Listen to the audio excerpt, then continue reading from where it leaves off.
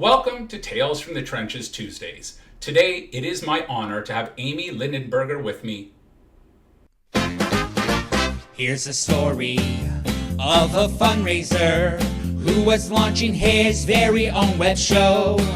Each episode is very short due to edits, so it can really flow. Here's a story of a podcast guest star who was busy raising money of their own. They were each great in their own way, fundraising in zone. Till the one day when Jack asked a guest to join him, and they knew it was much more than a jest, that these guests must somehow form a resource. That's the way they all became the podcast guests.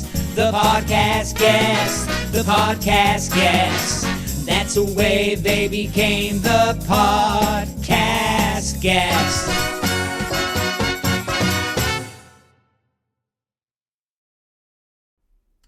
Aimée founded Refocus Fundraising in 2017 and recently joined Global Philanthropic Canada as a senior consultant. With over 20 years of marketing and communication experience and being one of the first in the world to earn a certificate in Philanthropic Psychology, she brings innovative approaches to charities across Canada, helping them engage supporters more deeply, especially in legacy giving, which is her passion. She's assisted many organizations in raising more money, including United Way BC, Plan International Canada, Heart and Stroke Foundation, WWF Canada, and the Salvation Army. Aimée is the author of How to Talk About Legacy Giving and regularly contributes to the sector as a speaker and teacher. She's held leadership roles in the Greater Vancouver Chapters, the Canadian Association of Gift Planners, and the Association of Fundraising Professionals. So, welcome, Aimée.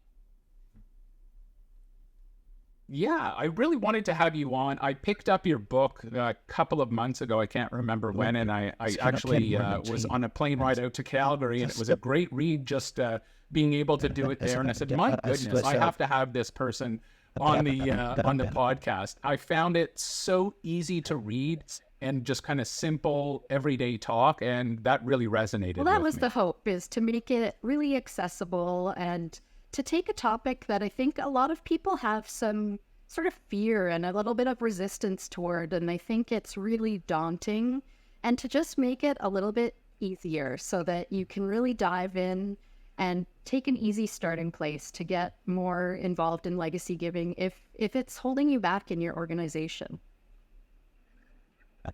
Yeah, with this huge intergenerational transfer of wealth, I believe that legacy giving is going to be a huge component of every fundraising shop. And if you aren't doing it now, it's just going to be going to someone else, to another one of your competitors. So it's time to kind of pick up your pants and get moving, because you're going to get left in the dust if you don't follow along. Yes, you want to be the first in the wheel.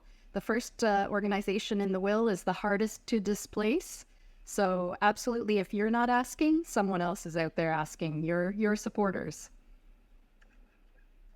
Yeah, it's interesting you bring that up.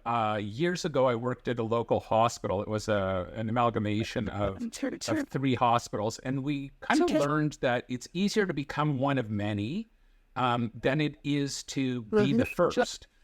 Just almost like direct mail. So someone gives to direct mail, odds are better than not they give to at least a handful of direct mail charities. The same, I think, is with legacies, that if someone gives a legacy, odds are better than not it's to multiple charities, not just one. Is that still kind of holding true? You do see organizations who will have, they'll be one of 3, they'll be one of 5, sometimes they're one of 10. And it is true that once a donor realizes, hey, this is something I can do, then they decide to spread the wealth a little. And so it absolutely is something we see a lot of. Yeah. So tell me about your journey as a fundraiser. It wasn't one of my questions that I kind of pre-planned for you, but everyone has a different journey. Very few of us actually started off their professional career as a fundraiser. They kind of fell into it by some happenstance. So tell me about your journey. Well, my background was originally on the sort of corporate side of marketing and communications. I worked for many years in marketing and sales support in the printing industry, actually, and had my degree in graphic communications management, and was finding after having my kids that I loved the skills of writing persuasively and doing all of the things that I loved to do, but I really wanted to have a bigger impact in the world, in things that were a little more meaningful to me than selling print materials. And so I started to look around, and I had a neighbor actually who was a consultant in the fundraising area, and specifically in legacy giving. And so I job shadowed him for a little while and started to decide that after my second maternity leave, I was going to look for a role in probably communications in a charity.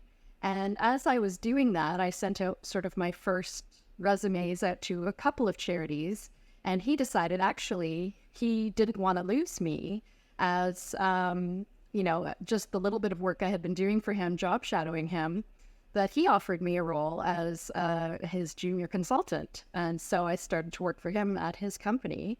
And so that's how, my very strange career path. Very few people, I think, start in legacy giving. Usually people work up to that, having spent years in annual giving or major gifts or other things.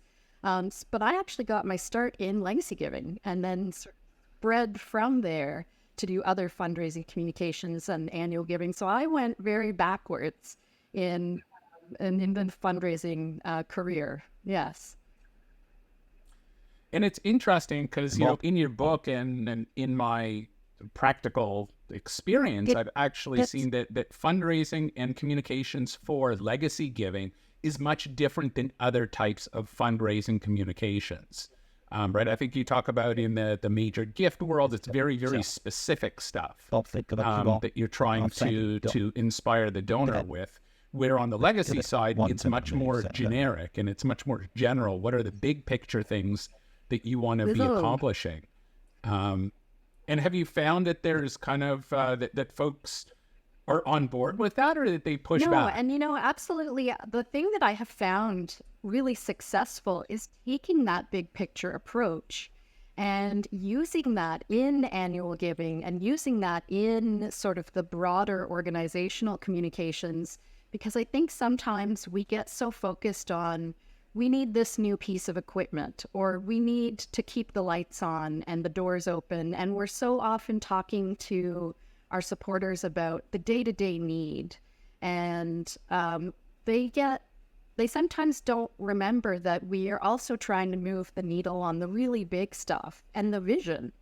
And so I find it works really well to talk about the big picture vision and the values when we're trying to, for instance, re-engage lapsed supporters who maybe got tired of hearing about the constant need. And maybe we're starting to feel like, well, I keep giving to this organization, but we're just treading water here. And then they start to be re-inspired by, but yeah, there's something bigger here going on. And then they re-engage. And so it's actually been interesting to find that the legacy giving approach of talking about that really big picture of why they started giving in the first place, of that big vision of a better world, sometimes is what starts them giving more again and starts them, re-engaging with the big cause that sort of attracted them at their core in the first place. Yeah, I think it's interesting. I can't remember where I read it in your book, and it certainly rings true with me that it's the average donor that is going to be more likely your bequest donor than, if someone gives you $1 million one time versus someone who's $100 a month donor for 20 years, the bequest goes, more likely it's going to be the $100 a month donor. And, I find that very interesting because so much of what fundraising shops do is pay attention to those top donors and to try and figure out how that next iteration works is an interesting thing. So do you want to talk about how who's the ideal legacy gift candidate? Well, for sure. One of the things they know from a lot of research on the brain is that legacy gift decisions happen in the autobiographical part of the brain, where their hypothesis is that it's in the sort of life story. And so it's for those people who see the organization as part of their life story, and that it's been a part of their life for a long time. And so they see the arc of their giving continuing beyond their own lifetime. It's been a part of their life for 10, 15, 20 years, and it can continue beyond their own lifetime. And so, you look for those donors who have a long-term connection, and maybe they've been giving a gift, annually for 10, 20, more years. Or sometimes it's those monthly donors, because the other thing that we look for is a frequency of commitment. So monthly donors are another great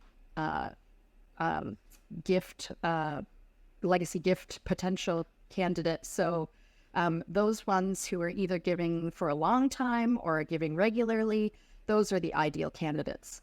The high value donor, they may be great for some organizations, but you still want them to have a connection for a long period of time, ideally. So if they're giving over many years frequently, that they can still be great candidates, but it's that long-term connection to the cause that you're looking for, regardless of dollar value. Well, Aimée, this has been absolutely amazing. I'm so glad we had the opportunity to chat.